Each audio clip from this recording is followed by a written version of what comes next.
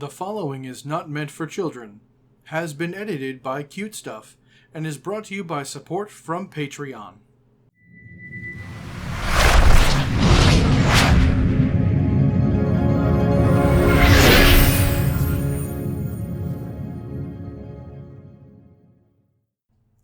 Hello, and welcome back. I am MasterAelix, and this is MasterAelix's Build Love Time, or better known as MasterAelix's BLT. The videos in this series are where I go over character builds for some of my favorite RPGs. In this video, I plan to show you, step by step, how to make a character build that I really enjoy and explain why I enjoy it. And hopefully you will too. Now, I like to make fun and flavorful character builds, something that leans more into ROLE play instead of ROLL play. However, it never hurts to give yourself some numerical advantages from time to time, as a real treat. Now, my way is far from the only way to build characters. This is just one character built in a way I think is fun, and hopefully I've done a good enough job that you'll want to play this character too. However, feel free to change things to make it a character you do want to play. As I go through this build, I'm going to go into detail into what I've selected, the things I've selected, and why I've selected the ones I have. What I won't be doing is reading the books to you. First off, that's very boring. And second, doing that removes your need to get the books on your own. I love these games, so I'd love for you to support the publishers. So please, buy their books. Now, let's get everything set out and the bacon fried up and build ourselves this BLT. Your stance is unbalanced.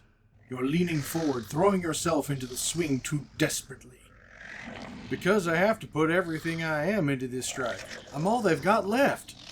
Your elbow is dropping on the return. A sloppy guard will cost you your life. I'm not trying to look perfect, damn you, He-Sweet. I'm just trying to make sure everyone makes it home.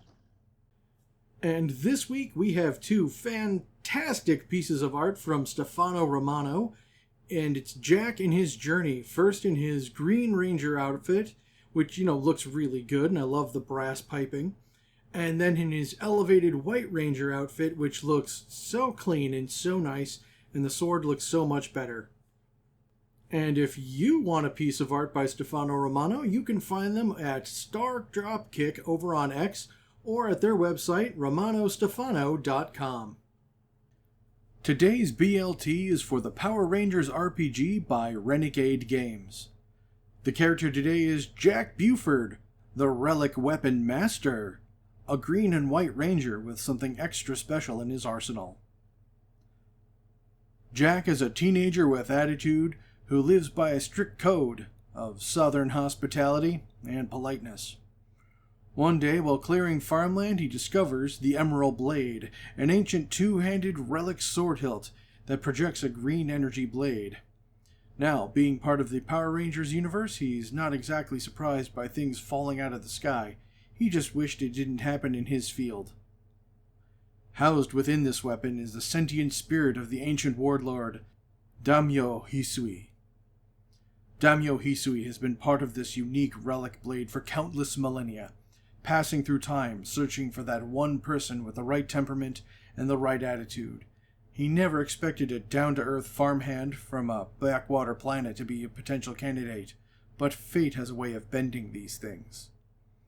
The clash between Jack's polite southern farm boy demeanor, respectfully calling the weapon Sir, and the strict, honorable Daimyo forcing Jack to master his footwork creates an incredibly engaging mentor dynamic. So, let's get into the layers of this BLT, shall we? The books you'll need to get from Renegade Games to make the characters I've made them here are the Power Rangers Core Rulebook and Across the Stars. Origin. Jack has always been a good old boy, and while he is polite, there is more than a little bit of that rebel yell still in him. So he gets the origin Rebellious. This is a great origin for him. The origin perk, You Can't Tell Me What to Learn, is first off very fun to say, but secondly is very fun because it lets us pick another general perk. Now, normally I'd cash this in right away, but for today we're going to have to wait on it. but trust me, it'll all be worth it. This origin gives us a strength essence, and I'm putting that into the might skill, a great way to start this sword-wielding warrior. Role. Being that he became a Power Ranger fairly independently by grabbing an alien artifact off the ground, he's a Green Ranger, good at fighting on his own, and this is such a fun role. First, it gives you the Power Rangers faction perk, It's Morphin' Time, giving us a morph form, armor bonuses, jump distance increase, and the ability to summon power weapons. It also gives us the perk Solo Strike, which is a lovely bonus to attacking targets that no one else is attacking. And then there is the big thing we came here for, the Green Ranger unique weapon. In this case, I've named it the Emerald Blade. On the table for the unique weapon, you get a weapon type, and for the Emerald Blade, I chose the two-handed melee weapon. You get a special ability, and I chose that it inflicts energy damage instead of sharp damage, and that's why it looks like a lightsaber. And you have to have a risk, and in this case, I chose the user loses 1d4 personal power points on a roll of 1 to hit. That is because the daimyo inside is extremely critical of failure, and a botch like that, he punishes you. If you can't even swing your sword right, you don't deserve to have your powers. This roll also gives us 2 strength essence, and the skill points go into might and conditioning, making Jack a solid warrior in the first place. It also gives you a speed essence, and I'm putting that into initiative because if nothing else, you do not want to make that roll with a snag. Gear. Alongside the unique weapon, the Emerald Blade, the Green Ranger gives Jack a wrist communicator, a power morpher, and a standard blade blaster, a solid set of tools. Influence. If you ask Jack, he would just say he's raised right by his parents, but this has led him to taking the idea of Southern hospitality to be a bit more than a good idea. It's his way of life. He has the oath-bound influence from across the stars. Now, what's great about this, as long as Jack is following his oath, he'll be able to re-roll those natural ones, making the risk of the Emerald Blade far less common. And that is the secret to his success. And because he has just 1 influence, he has no hang-ups. Essence Step. The Essence Step is a key step for any character. Thankfully, this time we have no prerequisites we want to go for, so we can put these points where we like. And following the suggested spread of 4-3-3-2, here's how I put things down. The first 4 points goes into speed, which is quite important. 2 of the skill points are going to be put into driving, because Jack will need to work his Zord well. Then, the next point is going into initiative, because we want to make sure we're covered. The last point goes into targeting. While the Blade Blaster isn't his primary weapon, I did want to make sure he doesn't get a penalty to use it. Plus, as a bit of a USA stereotype, he should be able to shoot a gun. The first 3-point cluster goes into Strength, which is the most important essence for Jack. As for the skills, first is another point into the Might skill. The second point now goes into a specialization in the Might skill for the Emerald Blade, since it is the weapon he has trained himself on in the most. And the last point goes into Athletics, since he is a fit and healthy young man. The next cluster of 3 points goes into Smarts. This time we're putting 2 points into Alertness, as getting jumped and ambushed doesn't help anyone, and the last point goes into Survival, since he was a farmer. And the last 2 points go into Social Essence, and this time the points are split evenly. 1 into Animal Handling, because he's a farm boy, and the second point into Persuasion, because when he wants to get his point across, he can be pretty good at it. Hey, you've made it this far into the video. Thank you for that. Seems like you're liking the video, so please show that you do by hitting the thumbs up button down below. Maybe leave a comment, tell me what you're enjoying. Now that we have a solid foundation, let's build on that with extra levels. This time we're going to level 7 to get the complete build. Level 2. Level 2 is where things really start to take shape. Now that Jack and the daimyo are starting to work together, The sword realizes that Jack needs to survive, and Jack doesn't want to die either. This gets him the perk Survival Boon, and there are no bad choices here, so take your pick as to which. I like Savant. Level 2 also raises Jack's Speed Essence, and I'm putting that skill point into Driving. Level 3. Oh yeah, Level 3, Zord time. As a Green Ranger, Jack's Zord gets the Spectrum Zord feature of an extra attack type. I chose Melee. The Zord is the Marble Guardian. As one of the first Zords ever created, it lacks a standard mechanical vehicle aesthetic. Instead appears as a towering humanoid terracotta warrior made of cracked, ancient white marble.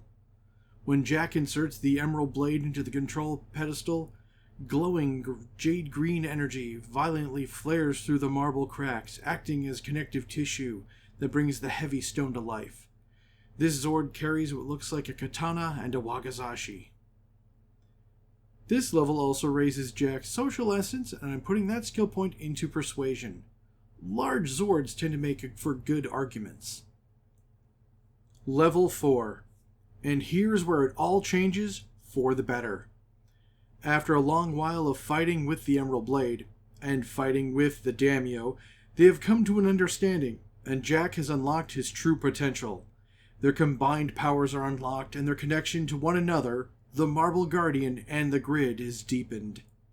Level 4 starts off with us being able to choose a general perk, and this lets us choose Spectrum Shift, changing Jack from a Green Ranger to a White Ranger.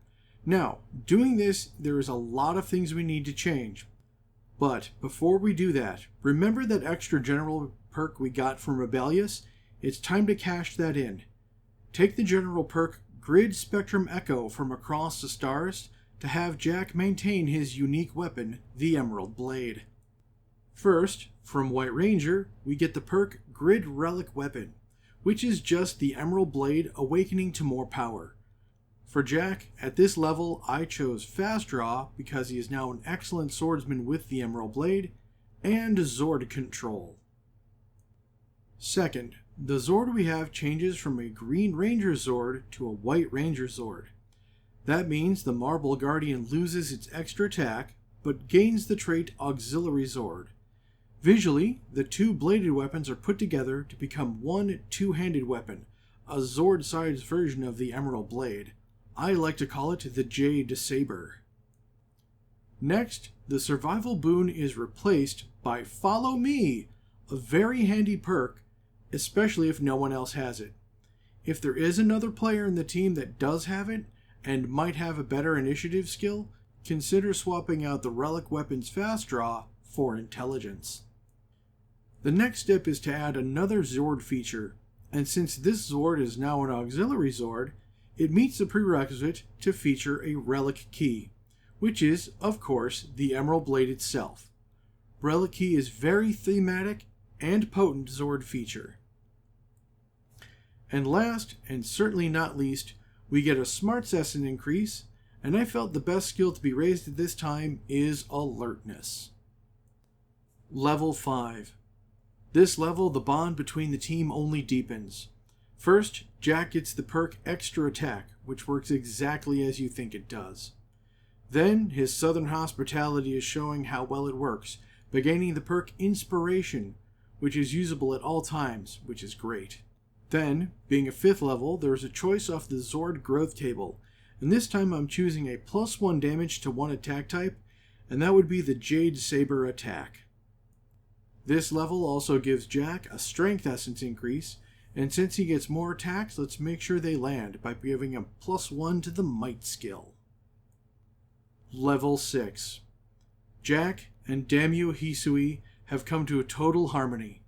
First, Jack gets a new grid power. Jack becomes a perfect conduit of the grid, gaining faster recharge power from Across the Stars. Simultaneously, the Daimyo is now fully restored. The Zord can now fight autonomously alongside Jack. The punishing master-student phase is over, replaced by a true partnership of equals.